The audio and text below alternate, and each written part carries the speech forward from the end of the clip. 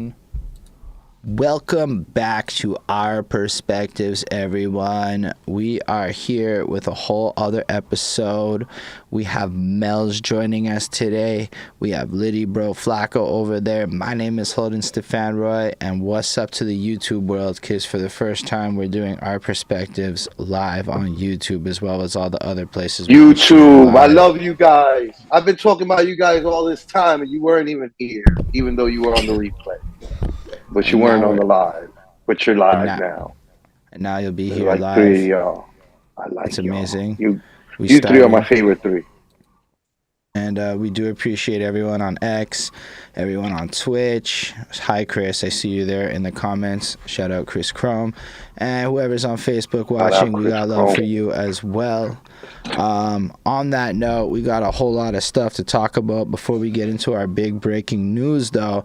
How was all of y'all's week, Melz? What have you been up to? Same shit, different day. Work, hang out, chill, have a good time, get ready for every season because we're here. Okay. Oh, you know it. You know it. Harry's in the motherfucking house. Yes. How about you guys? I decided to put on a jacket for this one. Ooh, fire! Because like, opening days and I felt like that T-shirt wasn't good enough. Opening days definitely a week ago. Yankees opening day. That's fire. Though this is a bootleg Yankee. This is it don't matter. It's riches to rags Yankee jacket, reversible. Shouts to riches to rags. Ooh, that's some heat. That's some heat. My week was uneventful, but welcome. I didn't do nothing but stay home and watch series and movies with the wife. And I watched a bunch of stuff that we've been covering on here, from the Gentleman series that's on Netflix to the Roadhouse movie that released this past weekend. Also, I watched that 3-Body Problem movie, so I know the actual answer, because there was speculation between all of us on what the plot actually was going to be about. Baxter was, I don't want to say Baxter was wrong. I don't know yet. I finished the whole season, and it left off on a cliffhanger. So he could still be right? Like, he could be right next season. It could turn out to be some Matrix shit. But the way it's being depicted, it's not. You should read the books, Holden. From what I understand, the books that this show is based upon are fantastic and amazing. Like, people are compelling argument. People are talking about how like the series is great, but it could never equal to what the book is. 3-Body Problem, written by some Asian person. Liu Shixian. Yeah, that's it-ish. Yeah. Oh, it's a whole ass 3-part series. It's a 3-part series. That's why they left it on a cliffhanger. It was fantastic. The Gentleman and 3-Body Problems both get like a 8.5 rating out of me. Like, they're just fantastic, fucking great. I watched Ricky Stenicki. That's like a fucking 4 out of 10. This was not worth it. Roadhouse. I mean, it was what we expected on the comedy, and then what we expected on the failure side. Right. So, Roadhouse was like a 5 out of 10, exactly like I thought. But what ended up being really interesting was the cast. They didn't. How you made mention of how they only highlighted 2 names, right? Which was I forget the star's name. Wasn't it like the wrestler dude or something? No, well, you're talking about the MMA. The MMA dude. You're talking about Conor McGregor. The point is, there was other people that were in the series or the movie that are like legit great actors. Jessica Williams, who's from the Shrinking series on Apple TV with Jason Segel and Harrison Ford, and then Arturo Castro, who's from Vince Staples' show and that Bushwick movie that I keep on mentioning on this same show over and over again. And Post Malone was in it.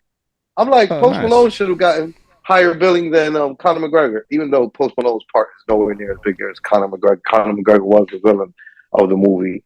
But it was good in what I expected it to be good. The fight scenes were really good, but like overall writing and the plot, of course, was super shitty and whatnot. But we already knew that. That was what we talked about.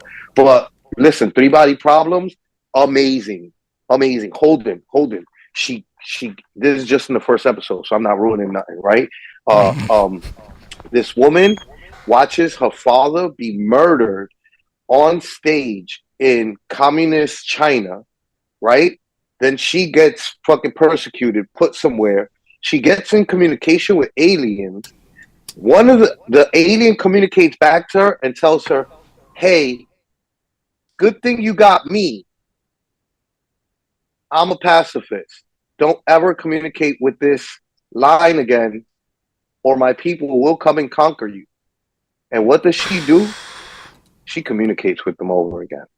And the aliens are on their way. They'll be here in 400 years, right? Well, I was like so upset because I was like, bitch, that was China that's fucked up. Don't be making a decision for the whole earth behind the way China's moving. The fuck is that bullshit? You know what I mean? Like, that'd be like me being upset at the way America moves and making a decision to invite aliens here because America trashed. Like, don't do that decision for the whole world, fam. And then, like, the aliens are on their way and they'll be here in 400 years. Her man starts communicating with the aliens and puts the aliens up on the fact that we lie. Like, he introduces the aliens to the concept of lying and how humans lie. And the aliens are like, we can't coexist with a people like that. Mind you, they already had told her, right? Like, the person on that end was like, yo, my people will come conquer you. Don't communicate with this line again. And this bitch still communicating. That's conquer. Then they started communicating, and they give them more reason to hate us by being like, oh, we're humans. We like to lie. We like to lie about things.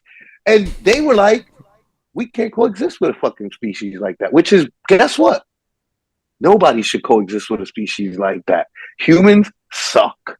Lying. What the fuck? Yeah. Check it out. It's a really good series. It was a really good series. I definitely highly recommend it. Same as I highly recommend the Gentleman series from Guy Ritchie on Netflix. Giancarlo Esposito is fantastic. Performance reminiscent of both Breaking Bad and The Boys. The usual cast of actors. Bulletproof Tony was in it. There were some gypsies, traveling people that were in it. There was, it was awesome. It was like a mix between Snatch and Revolver, but in a series. That was Flacco's week. He's like, I watched a bunch of TV. I was like, yo, I've been getting so crazy with these trailers, and I haven't watched none of this stuff because I've been so caught up. Like, let me try to catch up this weekend. And I did. I caught up with some stuff. I still didn't watch Napoleon, though. Fair. Or Oppenheimer. I watched Oppenheimer. I already said that last week. My bad. You did. How was your week, Holden? It was alright. I did a lot of Ubering because I'm trying to make back some of that money. And I discovered, though, in the midst of that there's this group in Montreal that's throwing this new open mic series for hip-hop downtown Montreal, which is cool because not a lot of stuff happens in, like, downtown proper. So for anyone out there looking for stuff to do on a Monday night or a Thursday night in Montreal, you should check out the Montreal's hottest open mic. That's their name. And it's at Tout Bon Lounge on Crescent. Don't worry, the Canadians know. Tout Bon Lounge. They know exactly Canadians where. Know. They get it. All the French Canadians are criticizing your accent. You know what? They're like, they appreciate they're it. Like, French Canadians, when I speak French, are like, you know what? The man is trying. We appreciate that shit. And that's usually what I get. Like, it's very occasionally I'll talk to somebody in France or coming from like a France place that hates my accent. But mostly Quebec is just like, thank goodness he's trying. Then, yeah, just grinded it out. I've been doing the overnight shit. We got snow again, because of course we Oh, did. it's spring. I mean, it's what the weather There goes dictates. that winter of deception, or that spring of deception, I believe it's called. Yeah. Spring of deception. I Mm-hmm. mean, I That's think we're raggedy. back. I think we're back to like good weather, hopefully. Either way, I'm grateful I did not take my snow tires off yet, because you never know. You gotta wait till like April with that shit. At least I don't know if it's in New York like that, but up here, and then I since definitely got to wait to New York. I've been telling people, fuck around and we get a snowstorm in fucking April. it Please could not. happen. After April 6th, y'all can do whatever It's y'all want. happened. It's happened. I don't It could want that. happen again too. And then I'm hoping, yeah. Otherwise, just kind of, getting new music back from the engineer is always a good feeling. So we got some shit to prepare for that. I got booked for this local festival in my neighborhood called Porch Fest, where people around the neighborhood let you perform on porches. And it's kind of like a walk around. There's like a few concerts maybe happening at the same time. And so now I got to prepare an hour-long set for that. And then Oof. Like, it's gonna be fun. It's cool because it's not like your normal bar vibe or anything. It's more like right. I had to Nah, borrow it's a this real lady's festival. porch. I'm pretty sure you'll give CC some shine on your set, and I'm pretty sure Absolutely, and a few there's other gonna be people. other artists. Yeah, a few As other long artists as that you fuck with. everyone's willing to not swear and keep the smokables Mm-hmm. away, because that's Mm-hmm. the thing about daytime with the children festivals is unfortunately you can't act like you would normally do at 2 a.m. in front of the Yeah, bar no, type you thing. can't. Any city type shit. I used to perform at Melz might be able to remember this, or I don't know, Melz. It might be too far up north for you, but I used to perform at the Jerome Gun Hill Bid underneath the 4 train over there by like between Jerome Ave Station and I think that's Kingsbridge Station or something like that. And they'd fucking close down. And that shit is like White Plains Road underneath the two, where those Yeah. avenues, like the blocks are wild long and it's like a boulevard, it's wild big, and they put the stage in the middle. And whenever you perform for those there's kids out there. Whenever there's kids out there, you can't go crazy with the cussing. You can't go crazy with the you can't be out there smoking. You can't be doing none of that. Like there's Nah. kids here watching. What are we doing? You know what I mean? Facts. Yeah, and it's I super respect it. important to respect that shit, I think, because, like, at the end of the day, one of the things I've realized doing all of the stuff with New York, or seeing y'all, how you moved, and learning all the stories of people out there, is y'all are, like, really involved in the community. Like, literally the community. Like, your Yeah. area where you come from. And I feel like that's more, like, it's an important thing to focus on. That, honestly, I and I think many of my peers have not focused on. So this is an effort for me to, like, kind of rectify that and get involved. Like, there's nothing more community Build some than local literally the ties. people that you're there. And then if you get them, when you're trying to shoot music videos, if you can get the mom brigade, that's what I'm calling them now, the bored mom brigade, the people who are like, I got time to volunteer. If you can get them on board, oh my gosh, that volunteer army is incredible. They know how to find like 10,000 people in your neighborhood if you need it. You want them. That's my best advice in life that I've learned recently. Otherwise, I don't know. Sunday was very lazy because I was up all night driving people around, and then, sometimes you just gotta have a lazy day here and there. And yeah, I think that's it. Agreed. Guess I don't really have those much, but I try. I I suck just at it. I'm pretty bad at it too, but I was like, basically I was getting home at 4 or 5 in the morning, and then my body was like, nah, you're gonna sleep. You're not doing a whole lot today. And like, I lost the battle. But it goes like that sometimes. But I guess we can get into our breaking news of the week. It looks like the feds Breaking have news. Surprise, Breaking surprise. news. Surprise. Yo, you're surprise. Definitely tagline for sure. But yeah, it looks like the feds have raided Diddy's home, and The that feds I have think raided Diddy's home. Both of that them. Right. happened Where's Diddy? like an hour or so before we So went live. yeah, like a half hour before we went live. So the news is Diddy's Holmby Hills home was raided by feds. Justin Combs and Christian Combs were home. You could see them on video from the helicopter, arrested in handcuffs, being escorted out of the home. Diddy was not home. The house is owned by Bad Boy Films and is in his daughter's name. I want to say those things because that's important. That's a positive. That's how white people have done business forever. I'm happy to hear that there's a black man out here trying to give some fucking generational wealth to his kids and shit. You know what I mean?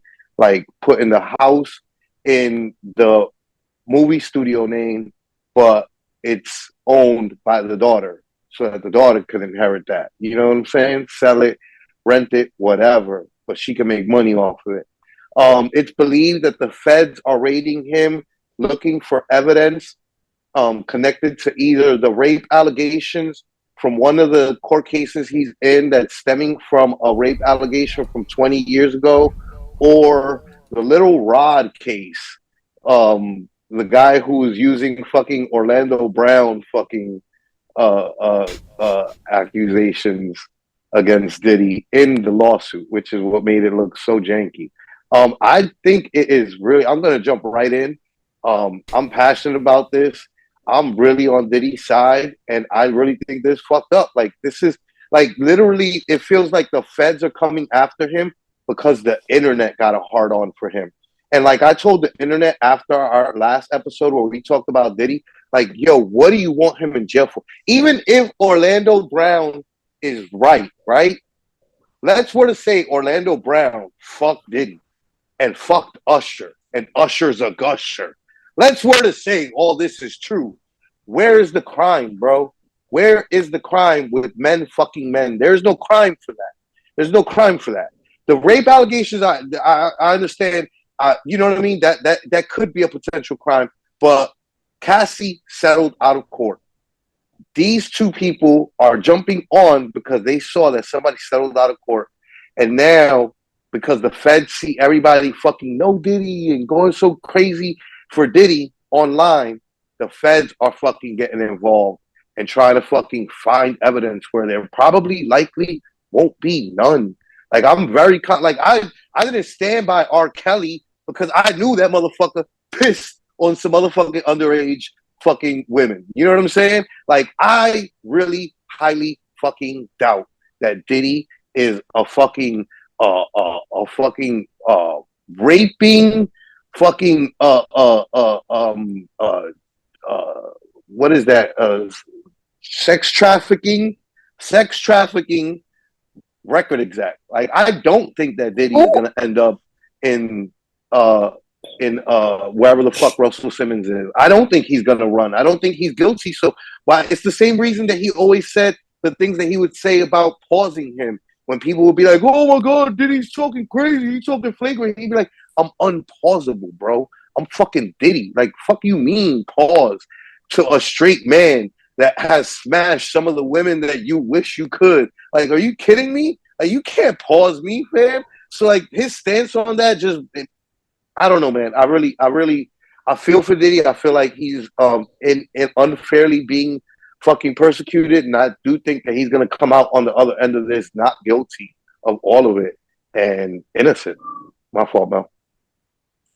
I agree. My thing is this: if y'all are after Diddy, why y'all got them kids in handcuffs all over the news? Like, come on, y'all are ruining them. You know what I'm saying? And for Diddy to be a single father with these kids, their mother is gone. There's no one else there to protect them. So as a parent, I feel some type of way. Y'all didn't have to do that bullshit. When y'all ran up in Trump's crib, did y'all put his kids in fucking handcuffs and all over the news? No. Y'all ran up in this man's house and then y'all called the news people, and now all the news people is there and y'all got these babies in fucking handcuffs. I don't agree with that. The feds could eat one for me.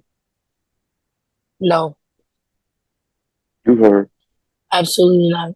And then as far as the rape allegations, like what happened to statute of fucking limitations? What happened to that? Because if I say, oh, my kindergarten teacher touched me and it's bothering me 30 something years later, y'all gonna go after him? No. I feel like cards are being pulled. And because he is a black man, a billionaire black man, now everybody want to pull his card. I don't agree with that shit. No, there's babies involved. Move a different way. This ain't it. Hold it. I'm pretty sure there isn't a statute of limitations on rape, by the way. I just think it's kind of one of those you can, in fact, go after people. But I don't know about the kids being put in handcuffs, and that's kind of unnecessary. Like, what did they do? Diddy's not even there. He's not even there to protect his children. They raided both his house in LA and his house in Miami. Diddy's not even home. So there's no one there to protect these kids. His daughters is underage. I think Christian is, 20, 22, 23. Justin's like 27, 28 maybe. Like, there's no one there to protect them. Right. I don't Trump, she did bring up a great point with Trump. I'll come back to it after you talk, Holden. Well, I was just thinking also, like, again, if it comes out that there's evidence that Diddy did some foul shit, then so be it. I don't really know. But I do know that it seems that people are really upset about a lifestyle that was lived not just by hip-hop. Like, why is nobody going after, like, the rock guys who arguably did exactly the same shit? Like, you can, and I like Korn, right? I think they're a great band, but there's this notorious interview of Jonathan Davis talking about, like, the environment in their studios. You know, they were running trains, they were doing blow, they were doing everything that these boys, like, that Diddy and his people were up to. Like, there's no real, like, difference except for possibly the fact that, you know, he's a black man and they're going after him for that reason, or there's money involved and they see him as a target. I don't know, but I do not see the same level of hatred being applied across the board. Like, Diddy can't be the only record executive that had wild sex parties in the 90s and 2000s. Like, that seems preposterous to me. Like, that has to have been the norm, not the exception, based on my understanding of all the groupie stories you can find on Reddit, because you can find a lot of groupie confessions. You know, they all sign NDAs. That's crazy. I never fucking knew that. You just put me on. I'll probably end up Google searching that later. I used to have, like, a call center job where all you could do was Google things that were text. So you start finding shit on Reddit and whatnot that is entertaining, and hearing about people's experiences, good times. But I mean, it just feels like rich and powerful men attract women that are interested in being around rich and powerful men, or like, and then people who are not in that lifestyle, especially in this culture, look at things like Me Too, where it is a legitimate thing. There was, like, the way Weinstein treated people was very poorly. Like, there was enough evidence and everything there, but that doesn't mean that every chick or lady that was fucked by a powerful executive was unwilling or leveraged by the power dynamic. Like, that's just kind of like a lot of people wanted to be there.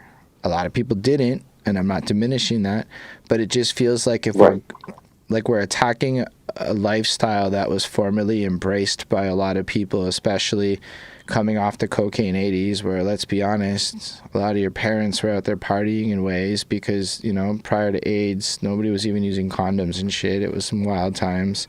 And then all of a sudden, those people grew up and got wild judgy and preached a bunch of different shit. Agreed. So it's like that's like Janice Dickerson. We're gonna go after the Led Zeppelin people. They were fucking teenagers. It's not even, they were bragging about fucking teenagers. But nobody, like, I mean, sometimes you see some YouTubers and shit, but, like, You don't really see people going after the institutions that created that culture. So again, if Diddy actually did some shit, you're probably going to get caught and there will be evidence, and then at that point that's a different thing. But in the meantime, making statements like arresting children is not, or his kids, that seems unnecessary. They weren't involved in his partying. They had nothing to do with any of these They allegations. wasn't even there. Right. And then overall, the media campaign against them, I don't know, it just seems like they are actively trying to take out his name and relying on the fact that social media is carrying this flame and keeping it alive. Yeah. And it's in social media, let's be honest. Malamik can be specifically, but like it's us. Like it's black people online tearing Diddy the fuck down. You know what I mean? Like all Right. this no Diddy bullshit. It's like it's coming directly from us. Like we're the ones putting him under fire, and it's like, what? This is so weird. There's so many white execs that have done black artists dirty that should be online before him to get fucking lambasted online. Ooh, lambasted. I haven't used that word in a long time. Good word. Word though. It's crazy. Um to Mel's point about they didn't do this to Trump. Trump constantly talks about his 40 something year old, 30 something year old sons like they're kids. Like he literally refers to them as the kids. And none of them, the youngest one is like 32 or some shit like that. You know what I mean? Like this is actually closer to being kids than Trump, and they're not treating them the way that they treat the Trump kids with kitty gloves and they're not doing that No, to them, but they definitely are doing that to Diddy and Diddy's kids, and it definitely does feel racial, same as like all disparaging things like that feel, where it's just like, well, where's this like energy for white people, like what the fuck. All right. Yeah, fair enough. I guess we could move on then. Jojo Nitty just asked, where was Diddy's home security? I mean, I guess if they were there, the cops would just kind of move them out the way because they're cops. Yeah, they took everybody out. Yeah. Just take everybody outside. Security can't just like. There's still law of the land, and Diddy's on American soil, his homes, right. So they wouldn't.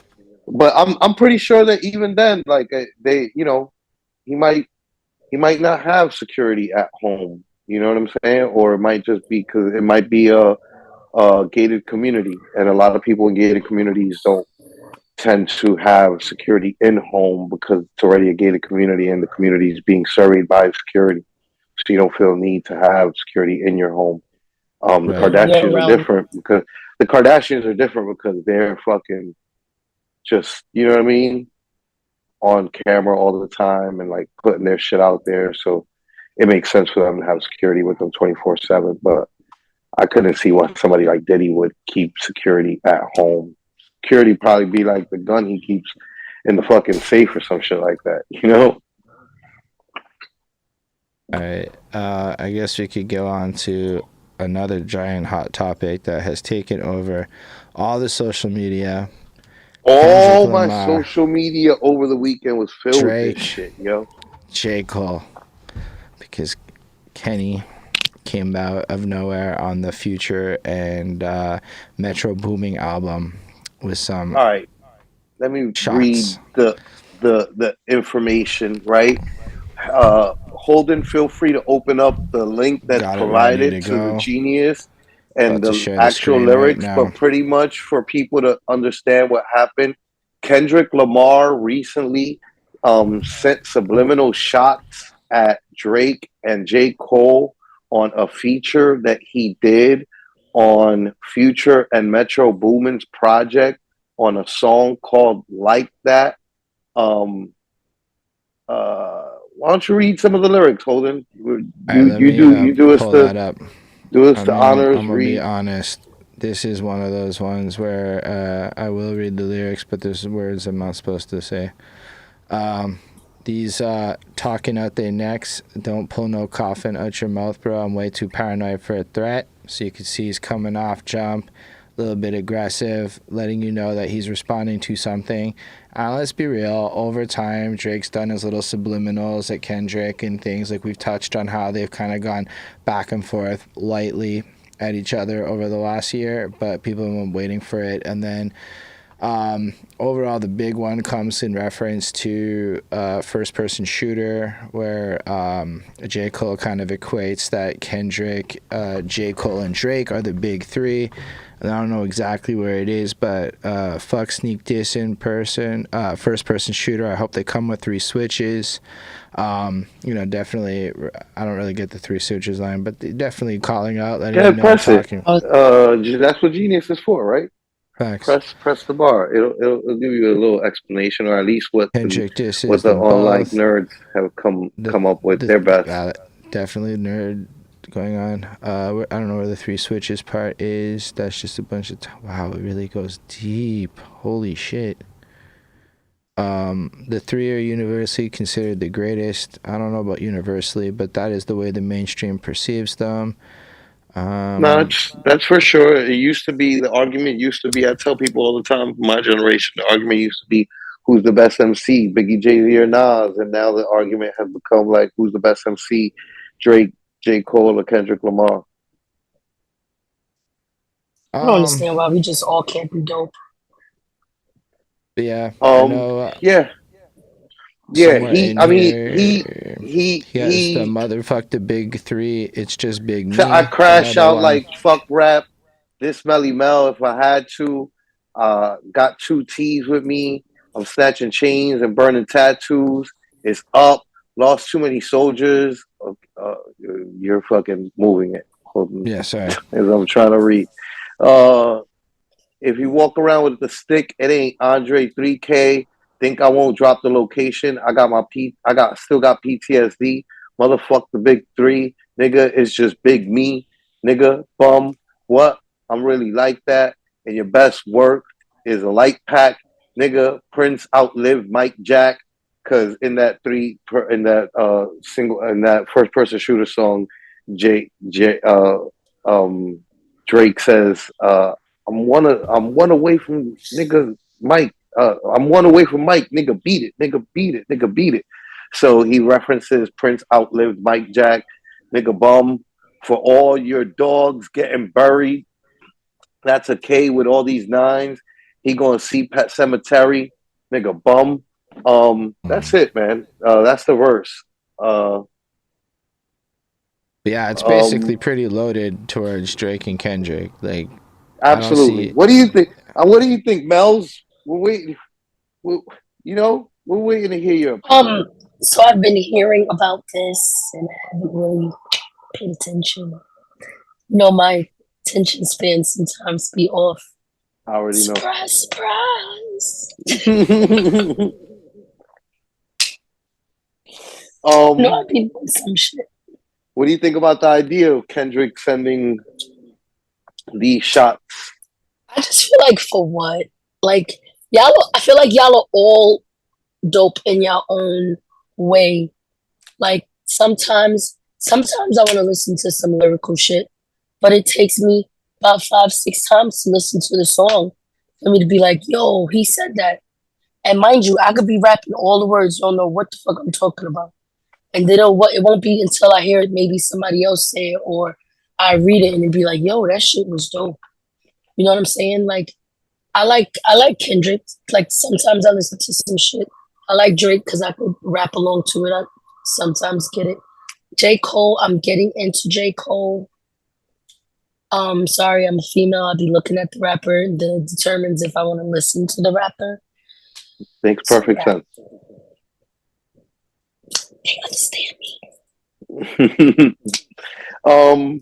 Yeah, listen, I think for sure this is a case of like Kendrick Lamar is just like, bro, like it's like beating a dead horse. Like, just go to war already. Like, stop sending subliminal shots, because we had covered previously, before you and Baxter came on the show, Melz, we have been covering, like, last year Kendrick Lamar just finished sending subliminal shots at Drake, and it's just like, bro, like, It's giving in your feelings. chill, chill. Like, yo, talk about people talk about Drake being in his feelings, but it's like, yo, Kendrick seems super in his feelings. Like, where it's just like, bro, get over it. Like, what do you want exactly? Like, you want to go to war? If you do, then just go to war and say him. Drop your fuck Drake.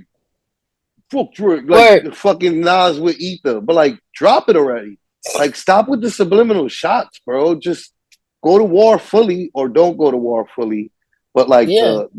and then I'm not gonna lie, it makes me question all sorts of things, because it's like J.Cole and Kendrick are cool or were cool, and they were supposed to do a whole album together. It just never came to fruition. And that makes me wonder if it's not like Kendrick Lamar is just like a habitual ghoster and has ghosted J. Cole to the point where J. Cole is like, fuck it. Yeah, let me do this Drake feature. Let me go on tour with Drake. And as soon as the nigga go on tour with Drake and does a song with Drake, here comes Kendrick with a diss where it's just like, yo, bro, you gotta chill out, B. Like, Pick your struggle. Right. He wants to be the Tupac of this generation so bad. And it's like, Drake isn't Biggie and you're not Tupac, bro. Like, you guys are your own men. And you're not Nas and he's not Jay-Z. Like, you guys are your own guys. And like, trying to do any of that old energy in that same way is not going to work out the same way. You're doing it with a singing guy. What if you come back and sing a whole diss track like that? You just gonna look stupid. Drake will fuck around and do that, and it'll fuck around and be a #1 hit. Exactly. So now that line you get embodied by a singing nigga is gonna hit even harder. Mm-hmm. Like, just like you said, either you gonna suit up or you gonna sit down. You can't want to play the bench and be starting 5. Right. I think it would be super off-brand of Kendrick, though, to just come in all guns blazing. He wants them to go first so he can feel better about it. I know. Like, that's how I see the situation. He's trying to bait them. And but also, like, I think they all recognize the money value in this. I don't think it's lost on any of them that whenever they go and make these little teasy moments, it, like, has a big impact. Also, it's not bad for Future and Metro Boomin. Now, I'm curious about all that. Isn't Future and Drake friends? So why is Future and Drake? That's also another part of this. Didn't Metro Boomin and Drake work together a whole bunch of times? So, I feel like there's extra layers to this shit that's being overlooked because it's like a tag team match now. Holden. You bring up great points, Holden. Let me address those points that you bring up. So, apparently, right, like, boom, exactly. So this feature where Kendrick disses Drake and J. Cole happened on a Future and Metro Boomin song. Future and Drake have a great relationship, or had a great relationship, and people are under the impression that it was strained from Drake sending shots at Metro Boomin, apparently, on For All the Dogs. On For All the Dogs, there's some song where Drake was dissing Metro Boomin, according to skeptics online. It's not like he said anything directly to Metro Boomin. He said something about like that online shit. That online shit. He says some shit about your prayer posts or your prayer hands or something, and people like fucking online internet fucking detectives are like, oh, Metro Boomin posts prayers to the Lord every morning. He must be talking about Metro Boomin. And the point is, people are under the impression that Drake and Metro Boomin have been beefing, which is why they think Drake and Future are on the outs, because Metro Boomin is, of course, Future's like right-hand man. They like made it together through the music industry. And Metro Boomin actually spoke about this recently and spoke on the beef. And he says that the beef between him and Drake is, quote unquote, not that deep at all. Not deep at all. Not even that deep. He said, not deep at all. Those are his Right. words. 4 words. That's according to Metro Boomin himself, who was just interviewed immediately recently. No, that So makes there's sense. also that. I To just answer think your it's question. overall like I think it's just drama. I think people have been asking for this. Like this is what everyone complains about how soft hip hop is. They're complaining about how nobody's going at each other, and there's been a demand for it. And then I think Kendrick was really trying to have a control moment again. Like he had that moment. It made everybody but the people he mentioned on the song respond, because in truth nobody he mentioned on the song responded to him. It was just a lot of other New York guys that did.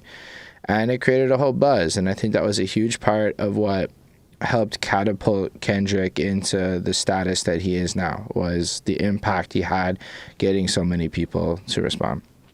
And then he's been kind of dormant for a while. I don't think his last album performed anywhere near as well as he was hoping for. Not that it's a bad album, but it was very quickly not talked about, and I don't think anyone's called it a classic. And if they have, I haven't encountered it. So what's Kendrick to do? Come in and go at the big guys. Arguably, that is a hip-hop way to approach the situation. And I do think coming at it guns blazing this early kills the drama of it all. Like, it's like wrestling and shit, right?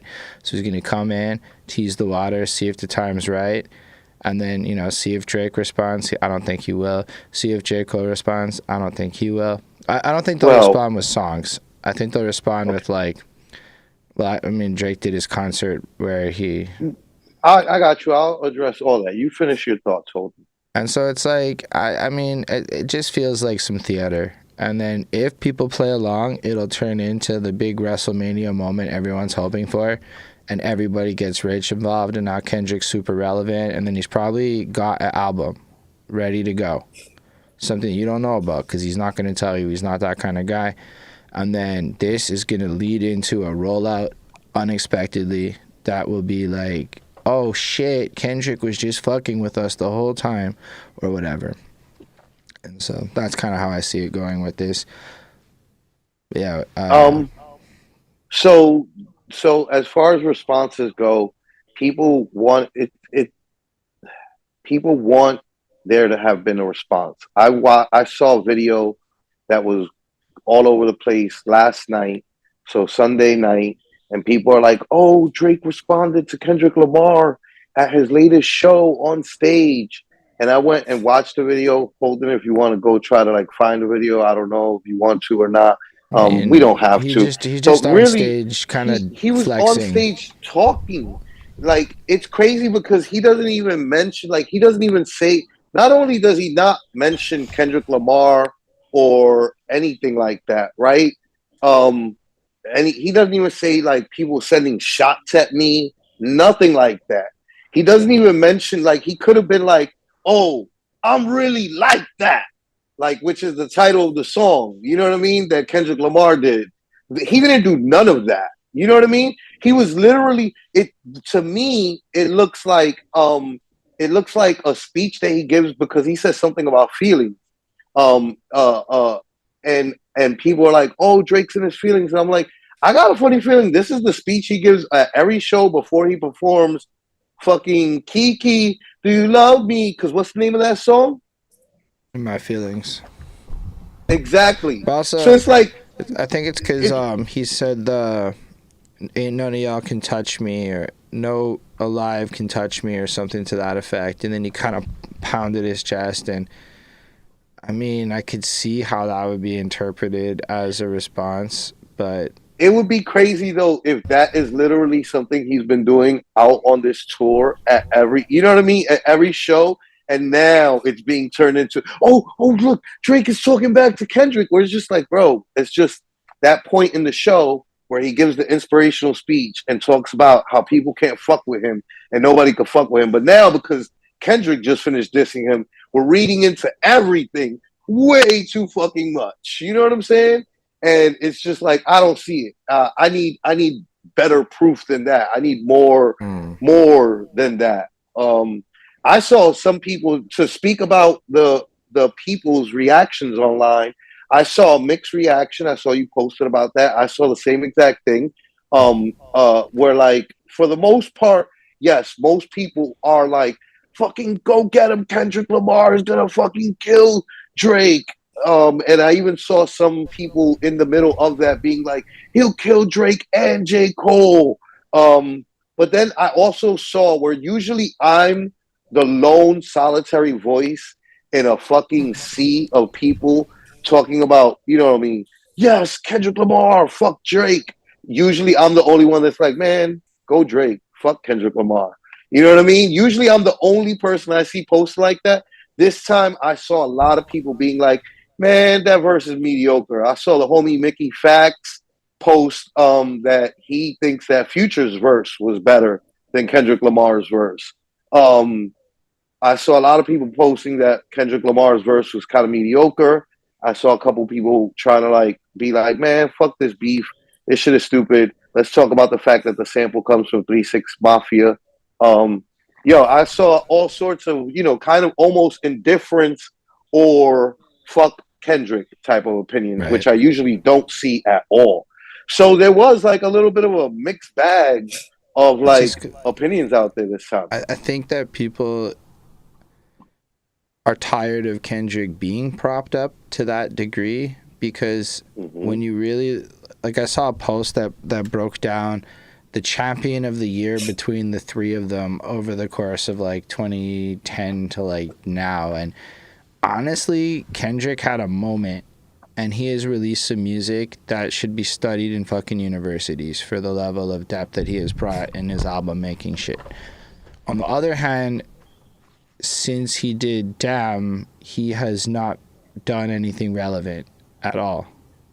Like, the Black Panther soundtrack was cool, but it didn't really have the same impact. And then Mr. Morale was cool, but again, it didn't have the same impact. And now it's like, you're seeing a lot of TDE talk, but I don't believe he's even with TDE anymore. And like they've had their parted ways. He's not signed to the label anymore. It's like, I think people are tired of a guy who honestly just hasn't had a lot of relevance lately, who has proven he can be a creative artist, but also has worked with the people he's going at. I don't know if he's actually worked with J.Cole, but he's definitely worked with Drake a whole bunch, and that was part of how he came up. It wasn't like I don't know, it just feels like a strange move for Kendrick, especially after the Mr. Morale album, where it's like this introspective look on how to be a better person. It's like, why are you picking beefs? Aren't you supposed to be like that guy that's, I feel like there's a cognitive dissonance there, or at least for me, I feel that way, where I'm like, you don't seem like the guy that needs to be proving you're the best to everybody in the same way. Like in a way that J. Cole acts like he doesn't have to respond, I feel like that's what Kendrick should be acting like. Yeah. I remember when Jay-Z and Nas's beef happened, it felt like the city wanted Jay-Z to lose. Like they wanted the successful guy to take an L to like the second best guy. And right, for a lot of years, it's felt like everybody wants Drake to lose to Kendrick or Cole, either one. You know what I mean? And usually where it feels like a landslide in that favor, it definitely feels like it might not be that way this time around. Feels like if Drake does decide to send shots and they do really go at war, like there might be way more people like kind of like, man, fuck Kendrick Lamar. He's not really that good. Where like a few years back, like you said during Damn, where like people would have been like, fuck Drake. Kendrick Lamar is fucking amazing. I don't feel like that fervor is there anymore. And fervor, come on, good word.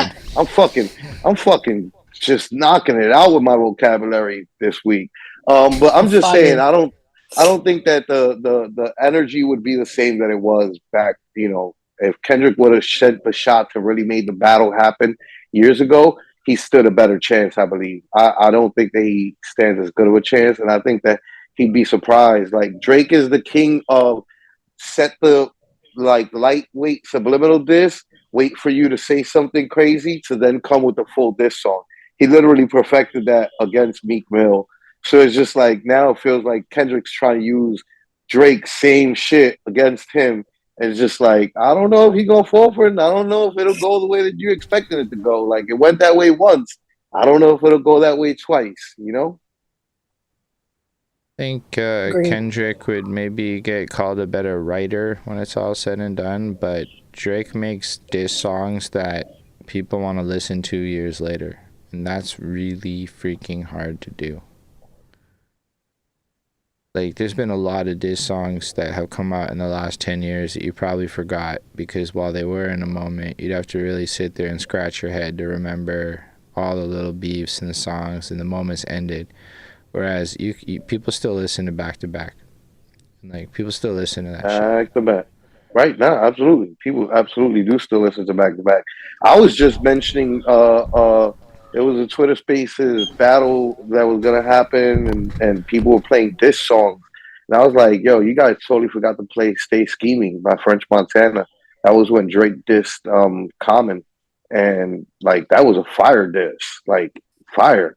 But like what do we think about? Just stay scheming. Niggas trying to shit on me. That's definitely a New York anthem. But like I was it's like, one I of don't those know if I things ever where heard that. you don't know that song like that. But like yeah, that was definitely big on New York radio. And it's just one of those situations where like Drake just really just it's a good point of like Drake just makes great music and then disses you in it. And now you're forever immortalized as getting like fucking shot up in a fucking hit record. You know? Like crazy. Crazy. Yeah. Crazy. Shit crazy. Um yeah. All right, So, Joe. Let's Mike move it along. Tyson, Jake Paul. Nah, let's jump. Let's jump. We'll come back to that. Let's jump to I don't know if Mel would be interested, but I know I was interested in Candace Owens visiting the Breakfast Club. Candace Owens has been uh, claiming for a while, but in particular, she's recently been making a lot of claims that like media, big media, aka because she supports some of the same people that Kanye supports, that Kanye is accused of being anti-Semitic for supporting.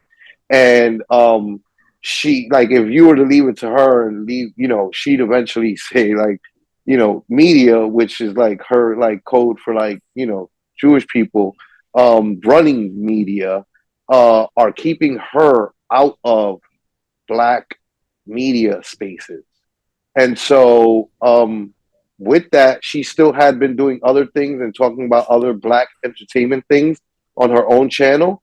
And she had started gaining some traction of that. And I think that Joe Buttons had seen a clip of her talking about Drea, I believe, being pregnant by a young dude. And so Joe Button agreed with her opinion, played her video on his show, and then invited her onto his show, onto his podcast. And then she went on his podcast, and that was pretty successful. And so Charlemagne, I guess, saw that and was just like, "Yeah, let's do the same." You know what I mean? Let's copy paste, copy pasta, and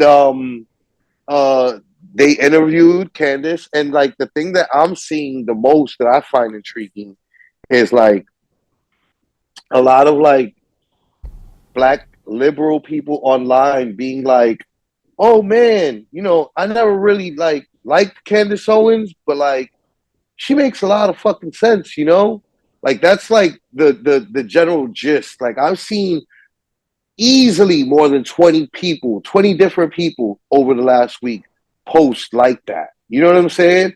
Where they're just like, "Oh, you know, I didn't really like Candace Owens before, but like I hadn't ever really seen anything about her. And now that I do, I kind of like her." And I'm just kind of curious to know, Melz, if you had seen it or seen any clips of it or seen any opinions like that. And what is your general opinion of Candace Owens?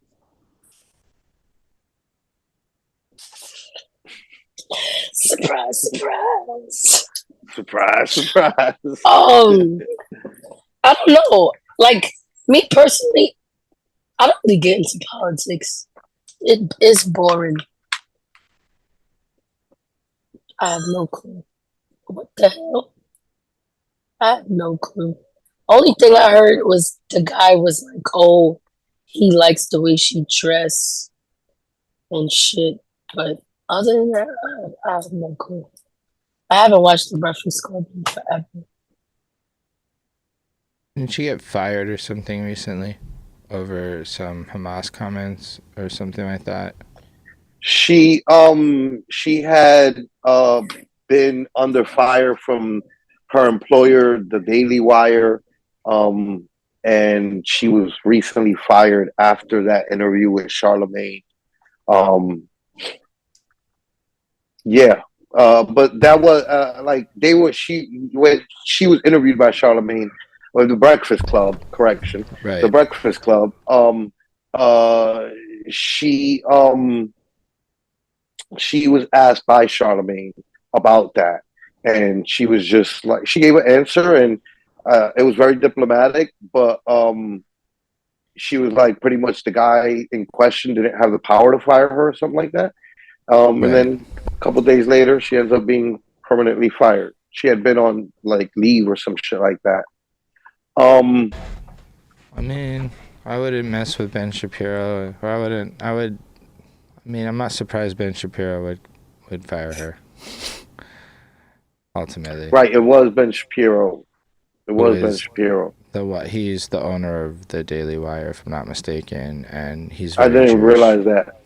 Like he's Yeah. so very Jewish that if you're gonna come against Israel, I mean, But I'm isn't not. Ben Shapiro like that conservative weirdo dude that like right? Like That's whatever so you were funny gonna how say that shit next, I'm works, like, right? I Isn't mean, that shit funny how that shit works? How like one conservative asshole that has like offensive opinions will like not fuck with another one behind like I don't know what Candace one weird Owens thing they said, right? Like, I don't actually know what her comments with regards to this situation is. I'm kind of scrolling to see if I can find it, but I could see I how mean, going against your boss's fucking team would get you in trouble in most she circumstances.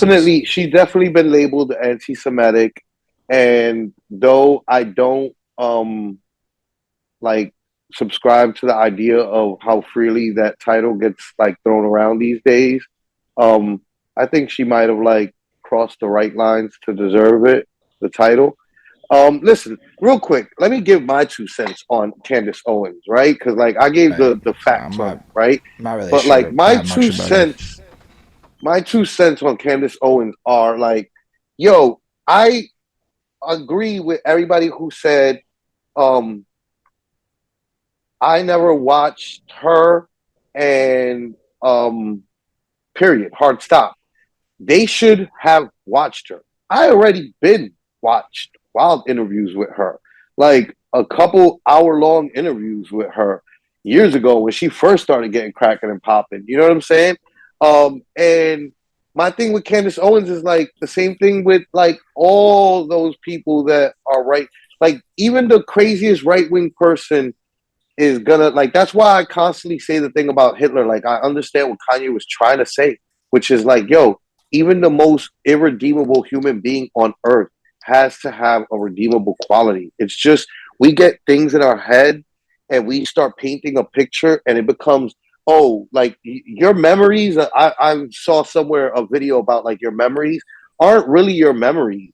It's a version of your memory that you keep on telling yourself and it changed. And it's not actually the way it happened, but this is the way that you remember your memories. You know what I'm saying?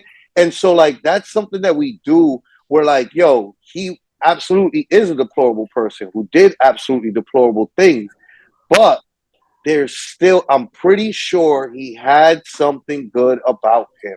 It's just we paint him with this brush of thing. And so, said that to say that Candace Owens is one that, like, yo, everybody, Candace Owens, same as the most left wing left person, they're never all wrong and they're never all right.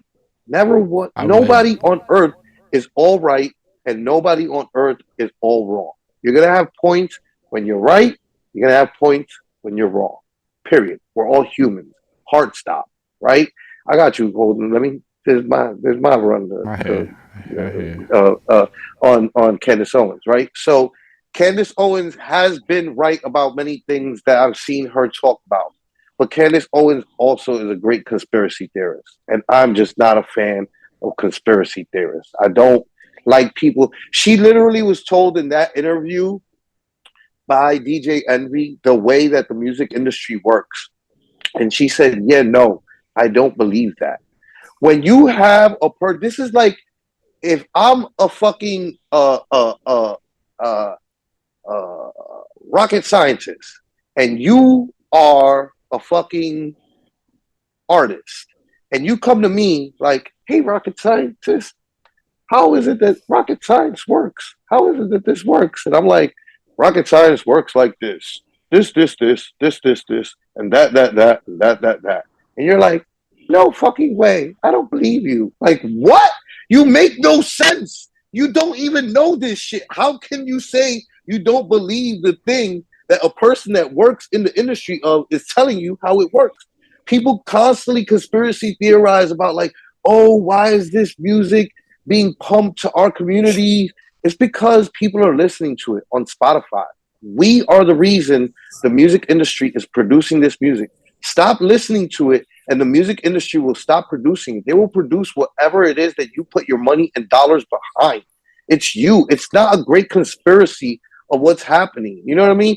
So like just shit like that immediately makes me look at people like her and anybody like her. Like I can't really fuck with anything that you say, even when you do make sense, because yo, yeah, you make sense on that one point, but like you crazy a lot. And I can't be on the side of somebody who's crazy a lot and not like crazy like Kanye, who's like, oh, he's being misunderstood. People are misconstruing what he's saying. No, she's saying precise, deliberate things, and she is well articulated. Kanye is self-professedly not a great speaker. He says himself, you know what I mean? Even though it's pretty crazy that a rapper who uses words would say he's not a great speaker. But he's not, and historically he hasn't been. You know what I mean? He doesn't know how to get his thoughts out correctly. Candace Owens knows how to get her thoughts out. So when she says some other shit, it's like, nah, you don't get to have the same leeway Kanye has. And you're not a great artist. Like, at least Kanye can fall back on, but I said some crazy shit, but I gave you College Dropout. I gave you My Beautiful Dark Twisted. Like, you gave me shit that has gotten me through life. Candace Owens hasn't done nothing but talk and crazily. So, like, I'm not going to be as, like, gung-ho to, like, stand by her and fuck with her. And so, like, where people are saying, yo, I should have been listening to Candace Owens. Yes, you should stop watching clips of people in interviews and actually start watching the whole interviews. Like, that's a thing that needs to change in our culture and society as humans. Like, stop watching clips and thinking you know everything. Watch the whole interview so you can form a complete, strong opinion of your own. Right? But with that being said, you motherfuckers should have been formed that opinion on Candace Owens. And I would have hoped that you would have formed the same opinion as me or something like that, which is like, makes sense sometimes, but it's batshit fucking crazy.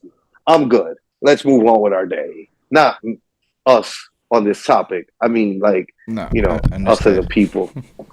Go ahead, Holden. My fault, bro. I was just like, I think that in the whole, like, redeemable quality Hitler thing, Hitler did way worse things than Candace Owens. She just spews vomit. Way worse. I'm not saying that they're in the same. No, I hear you. No. I was just thinking. There's nobody. There's a bigger point to it. Because I was thinking about the redeemable quality thing, and I'm like, I think the issue people have with that phrasing and idea is that what's the benefit in finding redeemable qualities in Hitler, all things considered, whereas it's like, why would we put that energy into it? I think that's what makes them upset, because like he did such atrocious things, whereas it actually is worth looking into Candace Owens' redeemable qualities, because she is a pundit with like a long career, and you know, maybe there's reason she speaks out the way she does related to, like, I'm gonna argue that it's probably hard to be a black woman in conservative politics. Oh, absolutely. Like, stupidly hard. It's hard to be a black woman on earth, bro. Period.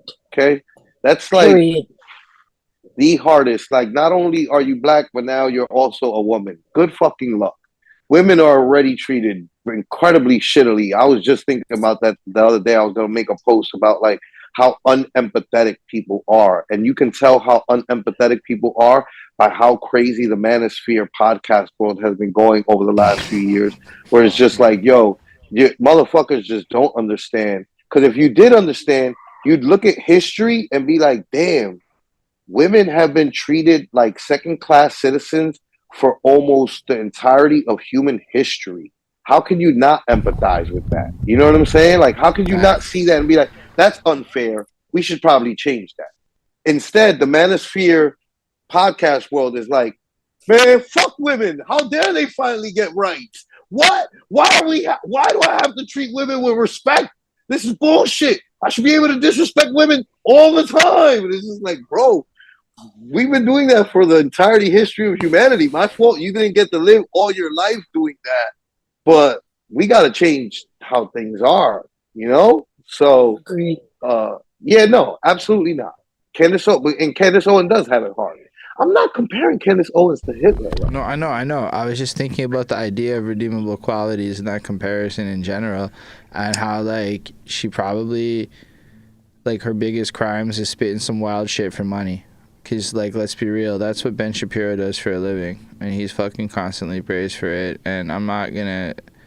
That's a loaded topic because his fanboys love him for the reasons I don't like him, so he's just doing his job effectively. But I don't know enough about Candace Owens' opinions to have like this deeply informed thing about it, but I would imagine that her speaking out on what she believes and being silenced for it is weird, given that she has a... Look, it's just very pointed on what the topic is, right? It's clearly because she went at Israel and... Ben she said right, that is right. That's what it is. You just reminded me. She said that because they were the talking points they were using against Palestine and talking about Palestine was speaking about Palestinians as if though they deserve to be holocausted, and like they shouldn't be talking like that. And her standing up for them is absolutely right. And that is one of the many things that people are seeing is like, oh, look, Candace Owens makes sense. It's like absolutely makes fucking sense in a bunch of things. And that is a thing that she's right for, standing on that side of history, you know? Yeah. I just think it's more where the line gets drawn, because if she's willing to speak like that, she's probably spoken on like 100 other issues where equally it would have been as egregious depending on how you looked at it, but it was overlooked. I think that is an interesting... Like, I don't know how I feel about that for Americans. I feel like in Canada, that's normal business. You can't be talking all wild and flagrant like that. But y'all pride yourselves on the free speech shit. Yeah, so freedom of speech. As long as you don't put hands on people, you can speak however you want to. So it's just weird when, like, free speech happens, and because of conflicting politics, y'all act like Canadians about the shit. That's where I get kind of like, that's weird. That's where Americans get like that when it comes to fucking religion and politics. I can tell you guys, because I watched the interview, some of the talking points. Like, I think also one of the things that she said, like, she was talking about being married to, I believe it's a white man. Yes. Yeah, she's married to a white dude, and like there's a contingent of like black men that feel like she was speaking down on black men because she said she married for her IQ level. And they're interpreting that as meaning that a white man is the only man that would be able to match her IQ level. Black men aren't smart enough to be with her. To which I don't really think that's what she was saying at all. She was probably just meaning that her husband matches her IQ level. He just so happens to be white, a white guy. You know what I mean? I can even add to that. How I interpret it. Is like, there's actually studies and shit. This came up recently in my Googles, but there's evidence that women want to date at their education level. This is not a prejudice against any racial anything. It's just, if Candace Owens is one of them super politics, book nerd, fucking researches everything, she's not going to want to... I mean, come on, you're not a pundit unless that's what you do for a living. But, like, you're not going to want to date some guy that can't talk to you about global politics and fucking finance and all this other shit. Like, you're going to want to talk to a guy that stimulates your brain. And I don't think that has anything to do with anything more than that she's like a lot of university educated women. They're snobs about people that aren't also graduates with doctorates and all this other shit. They went through it and got that grind. You should too. And women have outgraduated men in university for decades, so there's just actually a lot less university educated men relative to university educated women. So this becomes a legitimate point of frustration for women professionals trying to find partners that can keep up with them intellectually due to the fact that there's just more of them. Anyway, just to add to what you were saying. Right. I could tell you the last thing that they left the show with, right, when they were interviewing Candace Owens was a test. How black are you? One of the questions they asked Candace Owens was how many fights before Will Smith was moved with his auntie and uncle in Bel Air or some shit like that. And she started reciting the whole fucking West Philadelphia, born and raised. She was doing it wild, like stiff. People are like laughing at her about that. I was laughing at her about one where they was like, how about this one? Melz, if I say to you, God is good, what do you say? All the time. Right. She said, amen. What? I've like never heard that shit. Amen sounds more like what I would say. Yeah, because that's like somebody who hasn't gone to black churches and don't fucking be in no black church and shit. In black church, it's the saying, if I'm not mistaken, is God is good, and the repetition is all the time. God is and then you like repeat it back. You know what I'm saying? Like that's it. Most people know that. She thought that response was amen. He is wild. But you know what? After also the Breakfast Club has been doing these like kind of like almost like skits about like their show. So like every day they put out like a 2-minute video that's like supposed to be like the Office style, you know, where like they're all talking to the camera about to the day's show, but like they're like poking fun at it all really sarcastically as if it's for like pilots for a TV show or something like that. You know what I mean? And like Candace Owens was on there like making fun of herself, and you know, and they were like, you know, Jess Hilarious and Charlamagne were like laughing at the God is good thing all the time, and her response, and like then Candace comes on, and like it was pretty funny. So like she you know, she's self-aware. Even in taking a L, that it's like, yo, you wouldn't do this to anybody else who's black coming up on your show, right? To give them a fucking how black are you test is crazy, son. You know what I mean? Like that's crazy. But it's Candace Owens, so we're all like, how black is she? She passed? She what? Did she pass? I mean, it's they didn't really give a judge, you know, pass or fail grade. Oh God! But everybody, I guess, can interpret it their own way. I mean, I'll tell you this: from the way that she's going viral amongst us online, like Black Twitter, all my friends on Facebook and Instagram, I see everybody sharing Candace Owens clips and talking about, oh, you know, I didn't listen to Candace Owens before this. She makes a lot of sense, you know? I'm just like, word, okay. Also, where this goes. JoJo Nitty confirmed it's, and all the time, God is good. Yeah. And all the time, God is good. Yes. But yeah, so I mean, I think Candace Owens did a lot of good stuff for her brand, but also she kind of has to now. She gotta go ahead and get herself viral. So she's taking advantage. She's striking while the iron's hot. She knows how to handle all this shit. Like, yo, I'm seeing it from watching her from afar and being aware of what she's doing in her corner of the You internet. got to imagine. But like, sorry, I've seen black media in recent like 2 months really start turning around and being like, maybe we should fuck with Candace Owens. But like, I think everybody's gonna kind of regret this. Candace Owens does have a lot of like Azalea Banks in her. Like when she like, if I'm not mistaken, she did that and people going crazy and loving her. And then over the weekend, she was on Twitter like disrespecting some Black Dead rapper or some like, you know what I mean? Like going ham at like the blackness. You know what I'm saying? Like she be off the wall. She says off the wall things. You know what I mean? She'll make her staunchest black supporter be like, oh shit, girl, I can't defend that. Like, what you out here doing? Like, you crazy. So, you know, that's why I think people should reconsider. But hey, listen, we all have free will. Everybody fucking go vote Candace Owens if you want to. I don't care. Just don't vote for fucking Biden or Trump. Moving on. Always sneak shit in, right? Always sneak some shit in. But yeah, she got thick skin, is all I'm gonna say. She got thicker skin than all the battle rap people, than all the everyone, cause she be out there just, that's her career, flagrantly wild shit. So let's bring up Mike Tyson and Jake Paul. Did the fight happen? No.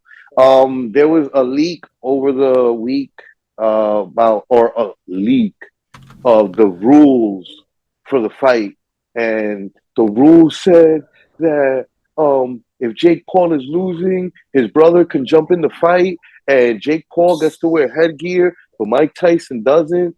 And I could smell bullshit from a mile away. I was like, when I read that, I was like, what kind of bullshit is this? You really think Mike is gonna be like, yeah, sure, I'll fight you and your brother in a ring? Like, nah, bro. Like, it's an exhibition, but Mike isn't also trying to put on a clown show. You know what I mean? I have more faith in Mike than that. And so Jake Paul's partner in Most Valuable Promotions laughed off the rumors as rubbish. So yeah, it's not really happening. I mean, I have more faith in Jake Paul than that, to be honest. Like, he's gone out of his way for the last 2 years to get the whole world to take him seriously as a boxer. Why would he add some weird, corny stipulation like that? Like, nah, he's going to go in equal. Even if he gets the shit kicked out of him, going in a fair fight and losing to Mike Tyson is an accomplishment because he's fucking Jake Paul. So how the fuck is he sitting there battling Mike Tyson in a legitimate fight? Like, that's some, like, he probably had that idea when he was 8 years old and said, one day I'm going to box Mike Tyson. And now he's doing it. Because, like, that's the kind of motherfucker Jake Paul really is. And this is going to be good headlines and shit. And he held his own against the fucking Floyd guy. He held his own against everybody. I think he's going to train. He's going to lose, but hold his own in a point where people are going to be like, this was respectable. Now, maybe behind the scenes, they're going to tell Mike, we need this to go a lot of rounds. Don't knock him out till the end. I could see that being a thing. People aren't thrilled about one-round boxing fights after spending a lot of money, historically speaking. So, you know, I could see that being a thing that comes out, like make it go to 11, 12 rounds and then take them out. But at the end of the day, it's going to just be a show that is designed to sell pay-per-views, and we're going to see a lot of leaks and a lot of nonsense come out and a lot of opinions. And then what's going to end up happening is everyone's going to remember those leaks like news, even though they weren't news. They were just people talking about what could happen. And then they're going to have opinions about that later on, as though it all came out of Jake Paul's mouth. That's how that's going to go down. But I think it's going to make a lot of money, though. If that fight goes down, it's going to break some records. Nah, it's definitely going to go down because it's Netflix involved now. Netflix ain't getting involved in no janky shit. You know what I mean? This isn't the shit that and not to knock Jake Paul, right? But this isn't the Dazn shit that he's been doing through that Dazn app, which is like, that's dope. You know what I'm saying? That like anybody who like starts an app and gets an app going and gets like millions of people to sign up because they're doing some shit on it is like, yo, commendable and respectable in my books. You know what I'm saying? But at the Facts. same time, like, this is fucking Netflix. Like, yeah, that's clearly the minor leagues, and like you're now going to the majors. So like, I'm pretty fucking sure, yeah, to agree with you in the sense that like, yeah, Netflix is probably like, yo, make this shit last, Mike. This is what we're paying you for. You know? Um, uh, um, uh, Jake, Jake, um, Jake, Paul, has never been cold knocked the fuck out in the ring yet. You know what I mean? Yeah. It'd be pretty fucking awesome if Mike like cold knocks him the fuck out in the ring. Like, that'd be pretty fucking time. awesome. And for him, even right, like what you said, Holden, like where like a lot of people are saying like, oh, this is a lose for Jake because if he beats him, he beat a fucking 50-something-year-old man, 56 or 60-year-old man. They're saying and stuff like that. And if he loses to a 60-year-old man. Like, it's a lose for him no matter what. But like, I think actually like it's a win-win. You know what I mean? Like, he wins, he beat Mike Tyson. Holy fucking shit. And then if he loses, it's like, yo, you got fucking knocked the fuck out by Mike Tyson. Your first knockout is like to the greatest knockout artist of all time. Like, that's legendary. kind of a win, especially in this culture of like, you know, taking losses as wins and shit. You know what I mean? So it would be like getting a famous rapper that you've always wanted to work with on your joint, and he bodies you on the song. It's the exact same thing.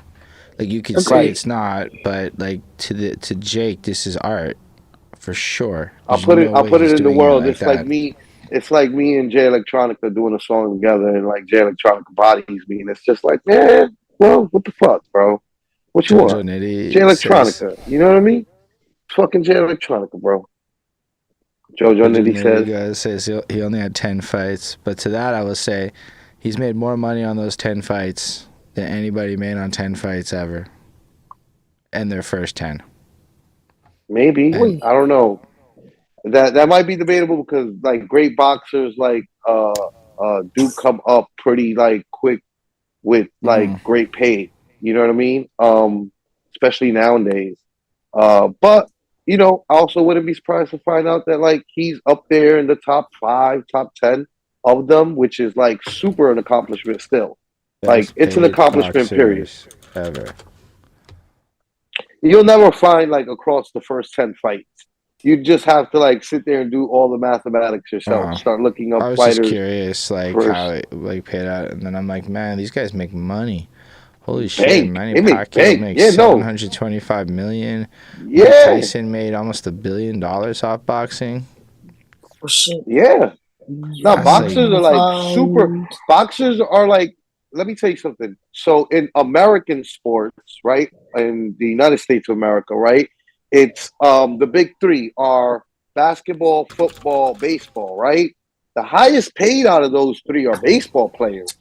The only people, like the only people that make as much as baseball players, if not more, in their contracts, are boxers and Formula One drivers with like crazy contracts. You know what I mean? Like, those are the only people that compete with like the biggest baseball contracts, which usually are like the highest paying contracts in all of sports, because like you're getting paid like crazy. The only thing that I would imagine would maybe be bigger would be like Manchester United's biggest contract for their star football player. Yeah, that guy's gonna make a lot of money though. Yeah, that guy is also. I would imagine that guy would be up there with the like. In my era, it was like, yo, Derek Jeter had Alex Rodriguez had the biggest contract, like fucking $300 million for how many years? Like, what? Like, where it was getting astronomical, $500 million for like, I think it was like 4 years or 5 years. I forgot what his contract when he first got to the Yankees was. It was something crazy though. It was some astronomical contract that the only person that like started touching it was like people like Mayweather with the highest, you know what I mean, boxer. This dude, Andrew Hamilton. Oh no, I forgot dude's name from Formula One, Mercedes-Benz driver. I don't know why I'm plugging his name right now. It's people like that though that were like in the same league with A-Rod, and that was like more than 10 years ago now. You know what I mean? That there's no like salary caps in y'all sports. No, not in baseball. Salary cap. Yeah, no, not in baseball. Baseball, the Yankees put up that big dough, baby. Big bucks. I'm not mistaken, Yankees it be was like, largely teams like the Rangers that created the salary cap because they were way too rich and they could just outbuy everybody else in the NHL. And unfortunately, that's how most, because the NBA works like that, and the NHL works like that, and the NFL works like that, and they work on caps because of New York City, because it's that. Because if you leave it to be money, New York City's always gonna make more money than every other place because of the number of people and the fucking, the shit that I'm always saying. So it's just like, yo, it would be unfair, and it'd just be New York walking away with championships. And they saw that in baseball, but baseball has more variables to it, which is why you don't, even with that, especially nowadays, you don't see just Yankees winning all the time anymore, Right. But they still had a leg up, an advantage by having like super freedom with their money for a very long time.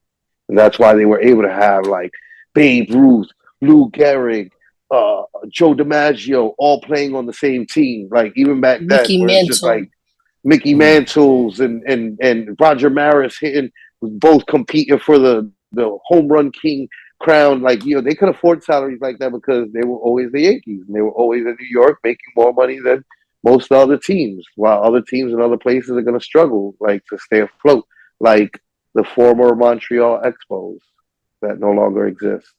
Expos had such fly gear. It's a pity that they fucking don't exist anymore. What's the saddest to all their vintage shit though. The year they were gonna win, the MLB went on strike, and they were going to win. It was a shoo-in, and then they went on strike, and then Montreal never won a championship in baseball ever, and that's a sad fact. And now Washington D.C. gets the team. Right. They get the leg. They get that victory. People act like they want the Expos to come back, but we don't watch baseball like that. So, like, I was at the I don't want them to come back. Home game there. It's one of them things where, like, people, people reminisce on a thing and they're like, "Oh man, I want that back so bad," and then you get it back for more than 24 hours, and you're like, "Oh my god, I hate this shit. Get this shit the fuck out of my house." Yeah, but we did get a basketball team finally. And I will say the ticket prices doubled year 1 to year 2, so that means they did pretty well. That's all I'm going to say. We did want a basketball team. It's not like the NBA. I think basketball is more of a universal. No, I know. It's not in the NBA. We know who's in the NBA. Oh, it's the league with J.Cole. It's the J.Cole league. Right. Because J.Cole's, it was like the first game. J.Cole came to Montreal to play in like the first game, and it was like a big deal. And then I think that the J.Cole team lost and Montreal won, and that was nice. But it was a whole like thing.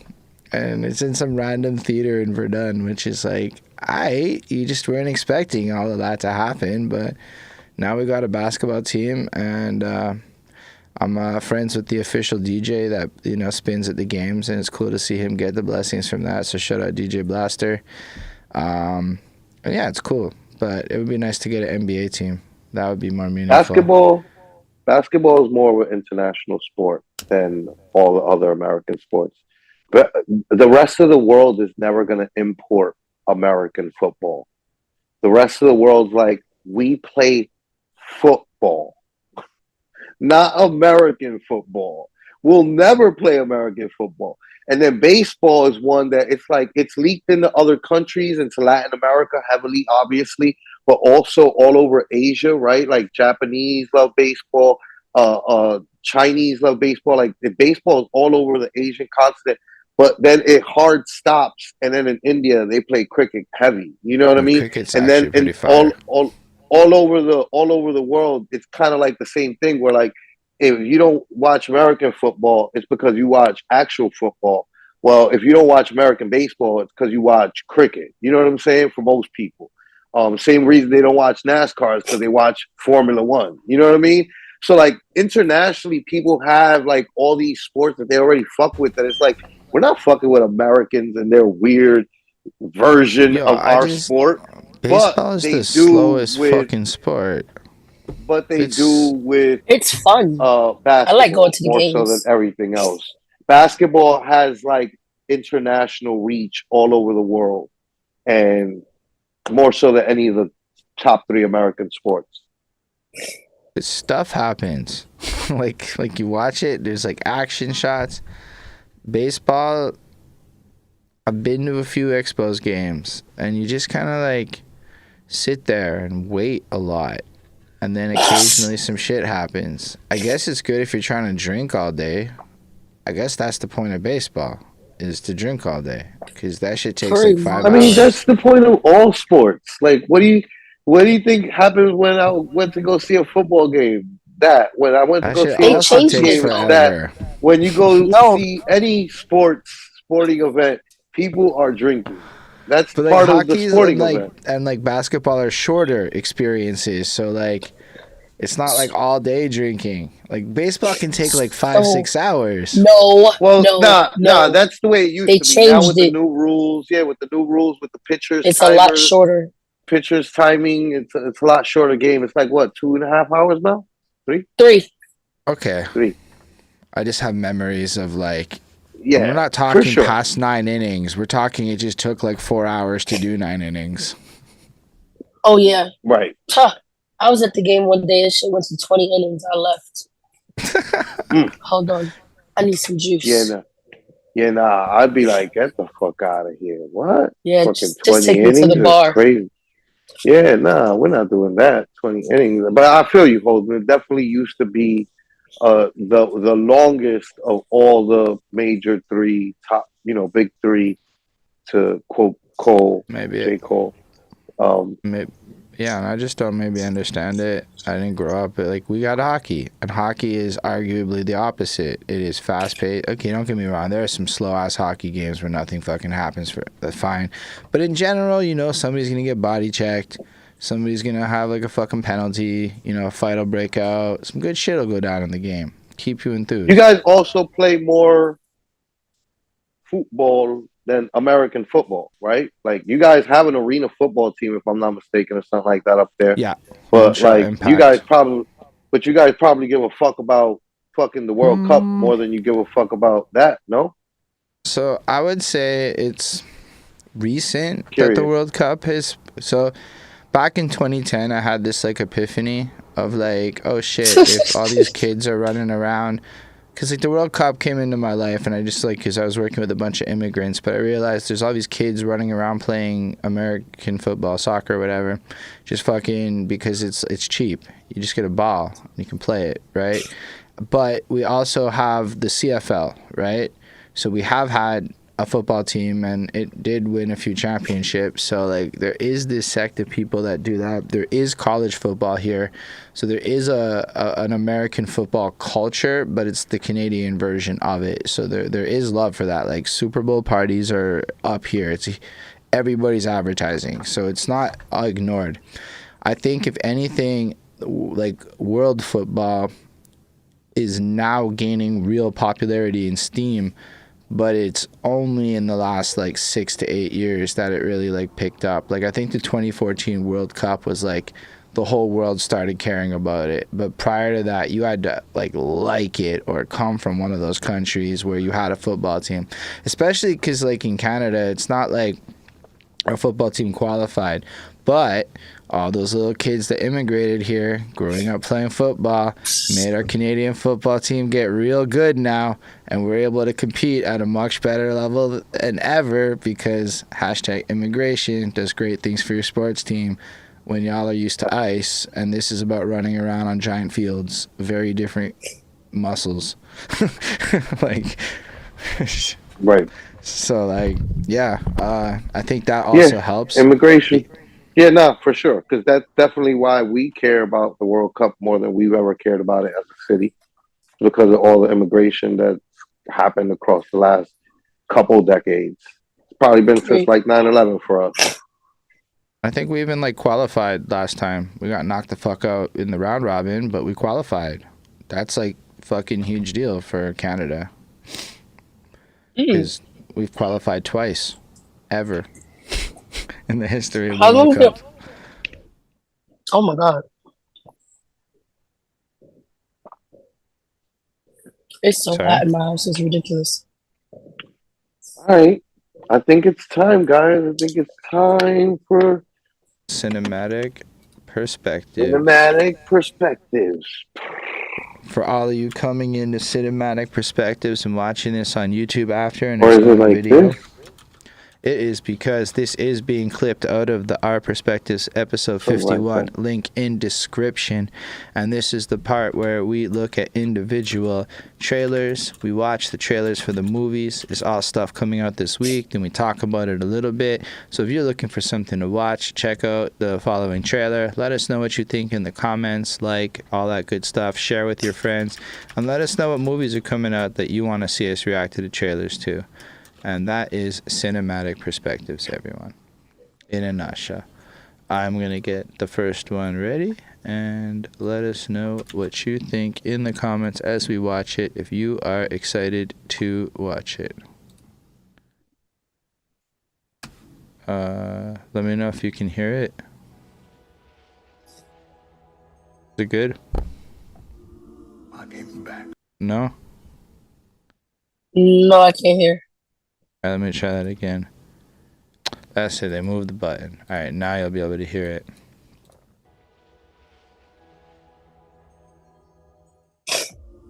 I came back for my family. I would do anything for them. I'm in need of a driver with a particular set of skills. Yeah, I can drive. Who are these people? They human traffickers, man. Most men, when they get out, they dip the toes back in after a couple of months. After this job, I am out.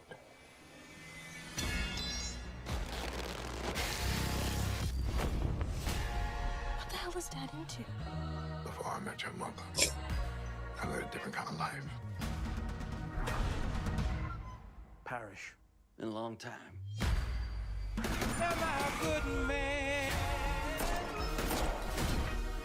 You think you can control everything. That was not my fault, Greg! We'll get us out of this. He needs to pay for what he did. I had no choice. We always have a choice. I'm tired of being the passenger in my own life. Am I a good man? Am I a good man?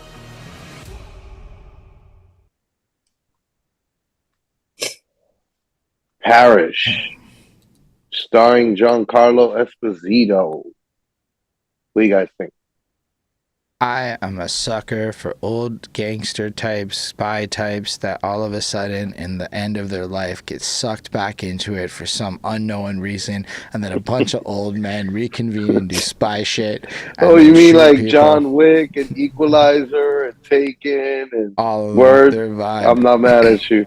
Those are great. Some of the best action stuff, period, across the It's board. because it's always sure. like seasoned stars that have been there, done that, and it's almost like they're having twice as much fun with it because it's their last rodeo. Maybe you never know. This could be it, and I think it's gonna be a fun adventure. Like, it's definitely not something I'd put on when I'm feeling thoughtful. But lately, when I'm on my exercise bike, I be watching shit on Netflix, and this looks like the perfect shit to get your cardio onto.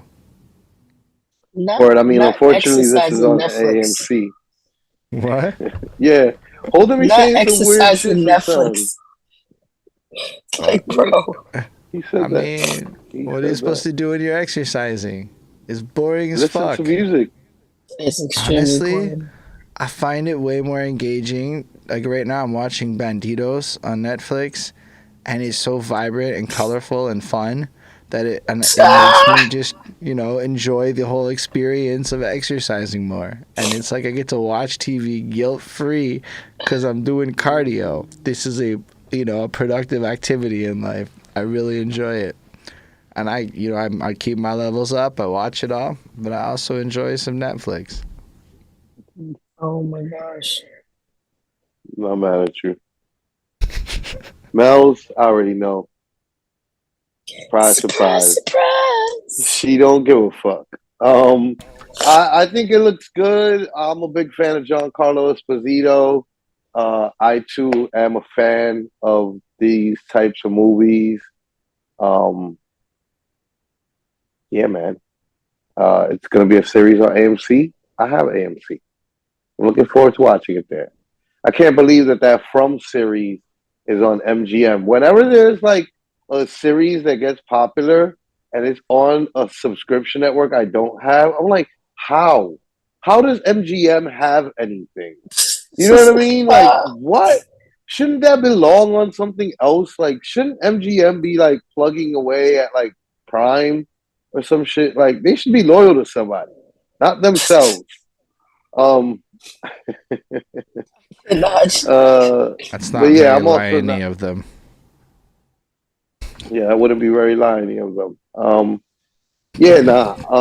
have AMC. I'm gonna watch it. Hopefully, maybe, more than likely. I love Giancarlo. Don't worry, if you don't have AMC, there's always a way to watch it without it. I promise you. Right. I'm very creative. Fact.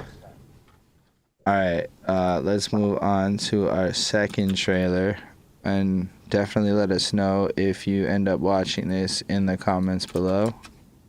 This is all stuff also that is coming this weekend, this upcoming weekend. Thursday, Friday, Saturday. You know what I think? I think you're Nelly Jackson. You don't want to mess with me?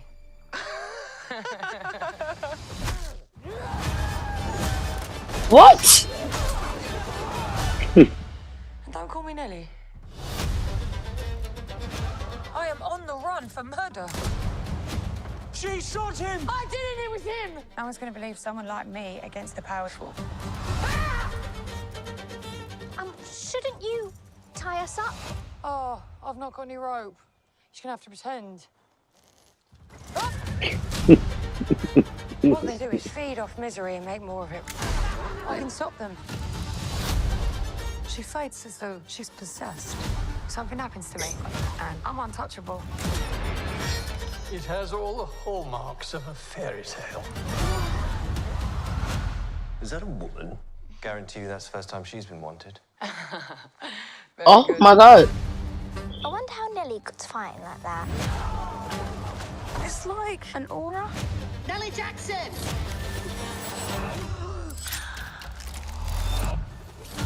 Why are you here? I can only assume that your life is very important. Something stirring, something dark. No mortal will touch her. So we must entrap her. You're going to die, Nelly Jackson. Yeah, well, I was never going to die in bed. Oh, good God. Now Jackson has unleashed chaos. So we're going to save the world? Well, steady on.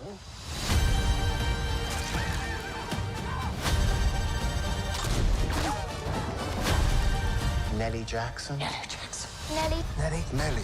Nelly. Nelly. Nelly Jackson. Yeah, don't call me Nelly.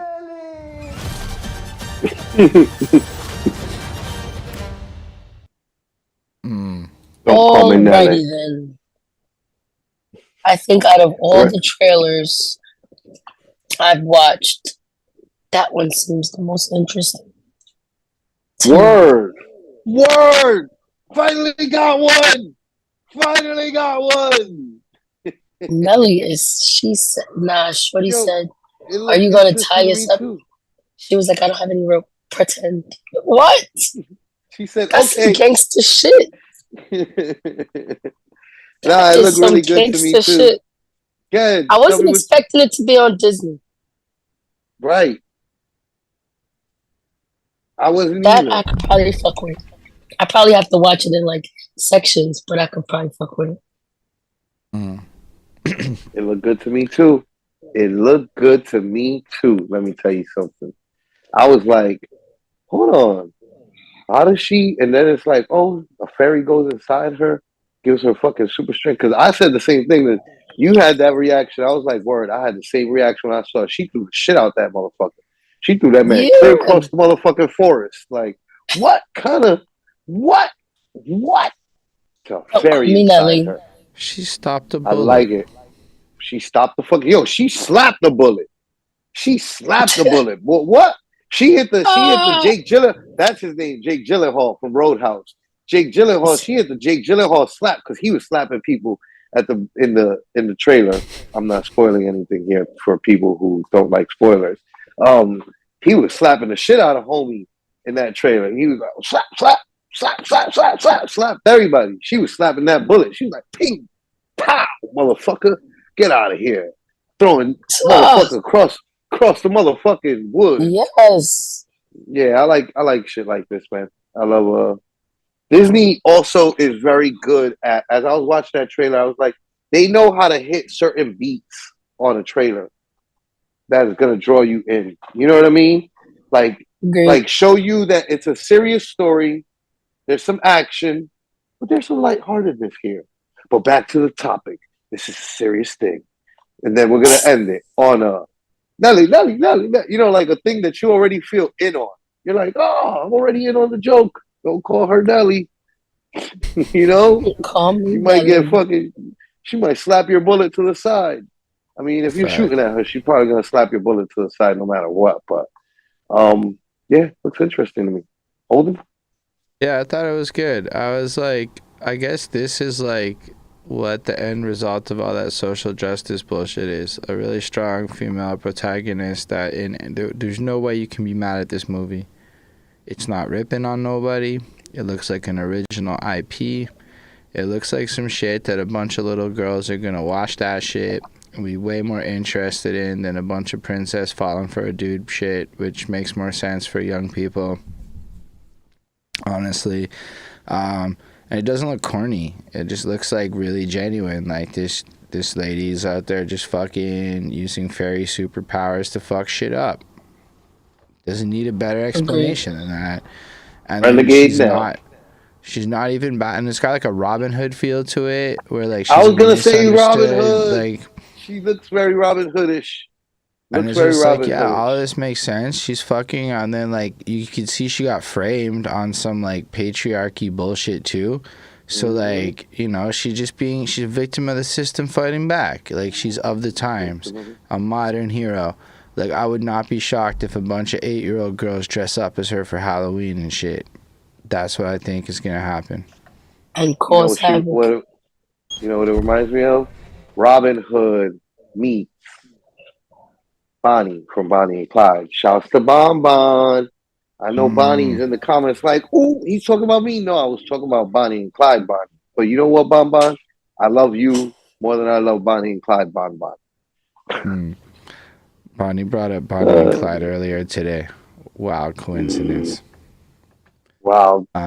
See how shit be fucking always fucking everything's connected, Holden. Everything's connected. Even when we don't know we're connected. Connected people. Right. Let's go to the third trailer. Let's get that third trailer.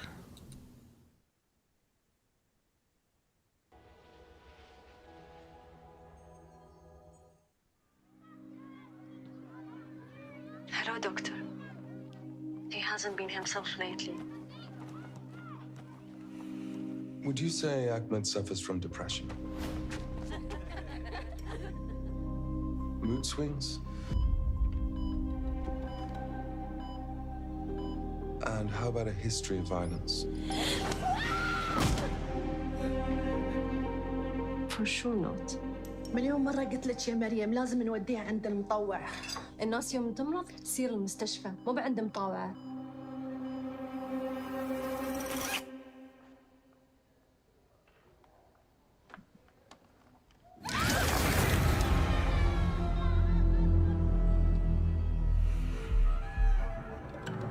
أختي قالت إنك تعاملت ويا هالحالات وبتقدر تساعدني. The answers to his problems do not lie in ancient superstition and witchcraft. Sometimes the old ways are the best. يا ولد عدل كل شيء بيستوي بسرعة. اللهم يا رب الناس اذهب الباس انت الشافي النعام لا تشفى الا شفاء.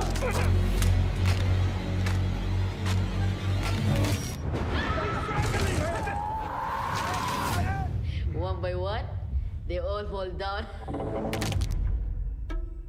He has a psychological condition and he needs immediate hospitalization. Do you truly think that this is what we saw up there? What I saw up there was 3 men torturing a child.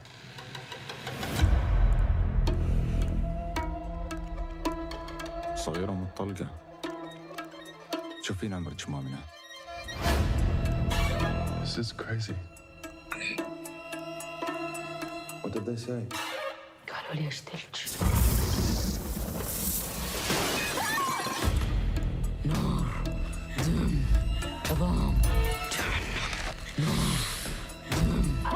Are you afraid of him? He's my son. أمي شو جالس فيني؟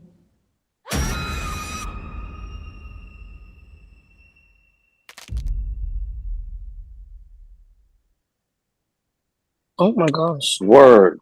So that movie is called 3. It already premiered in certain markets. It's an indie flick. It's got a 7.5 IMDb rating. I thought it was interesting because, like, you see exorcism films and whatnot, but it's always all centered around Catholic religion. You know, it's Right. always centered around like Christianity of some sort. You know, so it just was interesting to me to see, like, oh, word, same thing in Islam with Muslims. You know, Yeah. so yeah, it looked pretty good too. I had a similar feeling about you where I'm like, I think the most interesting thing about this trailer is that I have never seen a Muslim version of this in a Muslim country before, where it's like it's hitting all the beats of a horror movie, like an Exorcist thing, but it completely feels like a new experience just because, you know, you just don't expect it too. With like, I don't know. Definitely not the kind of movie I would go out of my way to watch, but I guess it could end up happening in my life.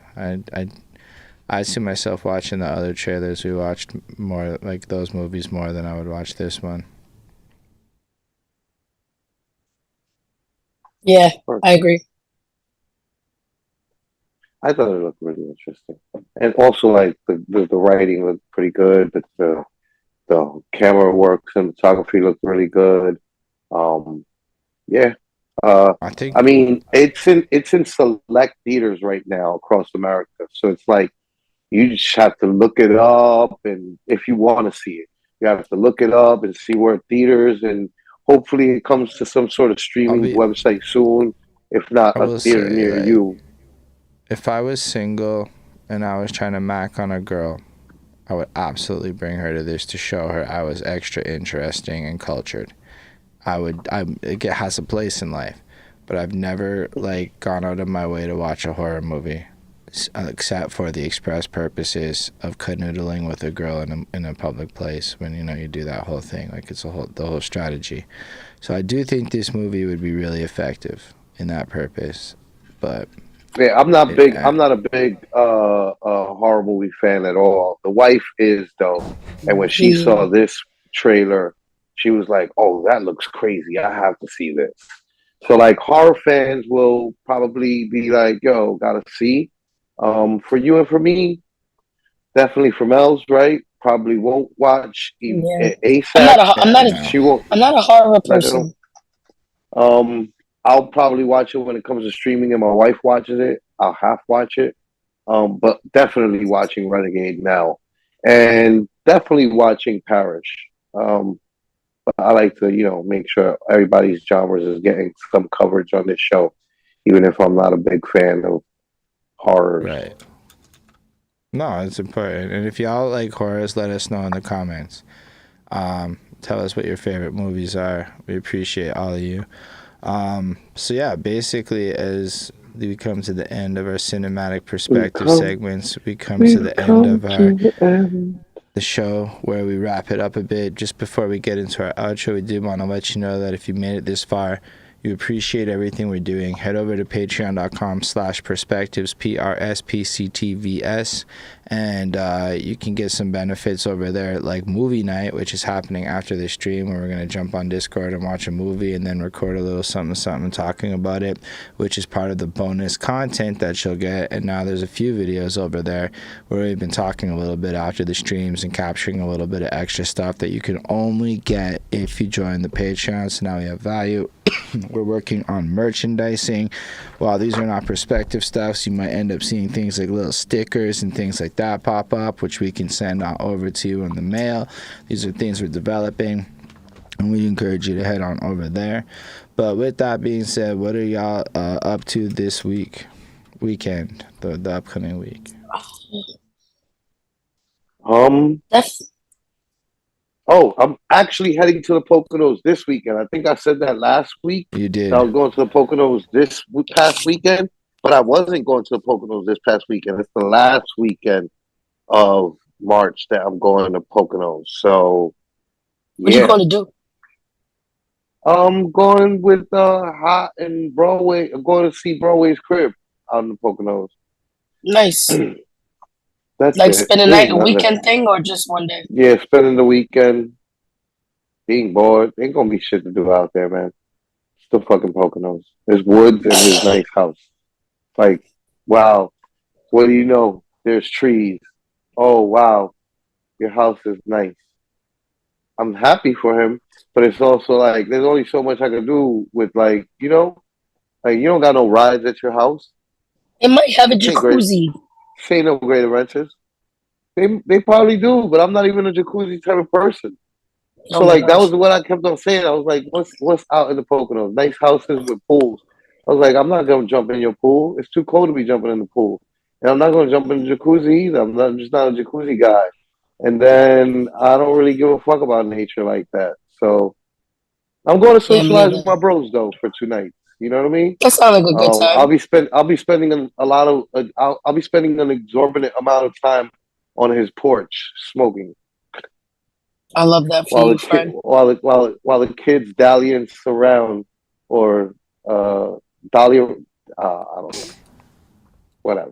While the kids fucking run around, do kid things.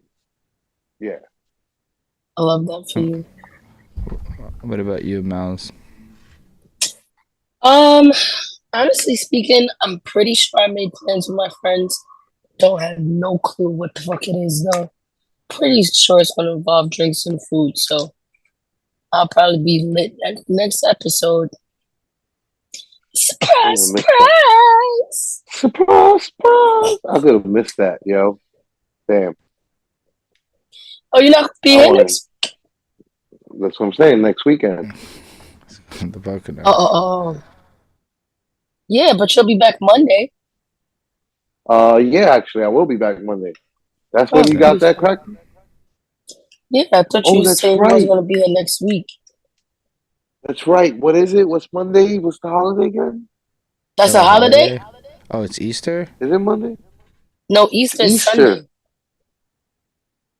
Monday is a holiday for some reason. What holiday? They were talking about how it's April Fools? 3-day weekend. Nah. Oh, Easter Monday. Easter Monday. Yeah, because I'm pretty sure, it's Easter this weekend, which it's in March, which is a little confusing because we're used to it being in April. But yeah, Easter Monday. Oh, that's interesting. Means Monday's April 1st, Easter Monday, April Fools. Wait, isn't Good Friday coming? Oh, Good Friday is Friday. Yeah. This Friday. Yeah, long weekend. Long weekend. You it? I don't know. I don't pay What you doing home? No more. Well, what you doing tomorrow home? Morning, I have to wake up at like 4:30 in the morning to drive Bonnie to the airport because she's going to Mexico. Now, while Bonnie's in Mexico, all of a sudden the need to be home at like 10:30. You know, spend time with her before bed. While Bonnie's in Mexico exploring the forest with Antonio Banderas. Yeah, I was saying the same shit to her, and she's like, "You know what's gonna happen? I'm gonna find the gay version, and that's who I'm gonna hang out with." And I'm like, "Yeah, no, of course, do your thing." I'm totally joking. Bonbon's not no fucking philanderer. I gotta keep my eyes on you, Holden. That's what we gotta do. I behave. I behave. You're well behaved. We don't do shit. When you come into New York City, we fucking.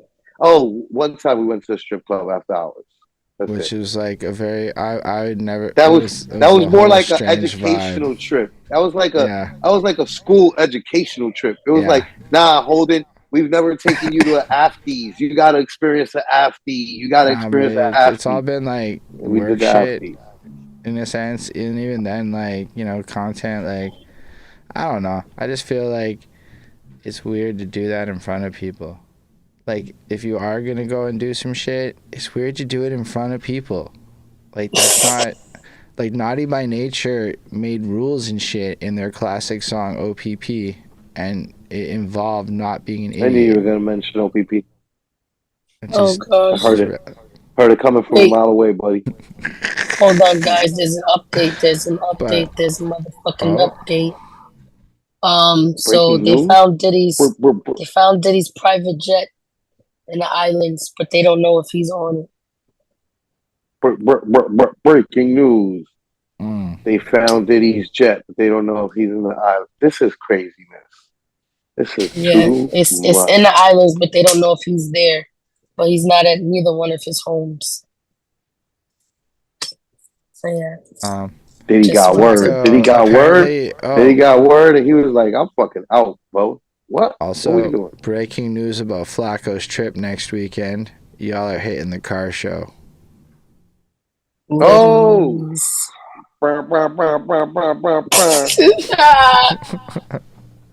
Yeah, no. Then while Bonnie's gone, I'm gonna go hit that Uber extra hard because I don't got no reason to be home. What? Is that like Hot Rizzo commenting, or is it fucking? It was JoJo Nitty. Oh, JoJo Nitty. He's fucking jumping in. He doesn't know what the fuck we're doing. We're fucking chilling.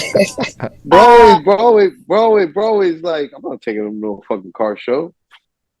There's too many of us. It's gonna be mostly chilling at the crib, watching stuff, and maybe some jacuzzi if they have a jacuzzi. I'll be smoking weed on the balcony. You know what I mean? So Flacco was not going to the car show, despite the breaking news. Me and Boogie. You know what though? Boogie will jump in the water, man. Boogie's good for the water. I'm not. I'll be out here. I love the water. Don't get me wet. Like, I'm a fucking gremlin after midnight. I love the water too, but I'm not even gonna lie. When we're in Puerto Rico, I gotta go in the ocean. Shit.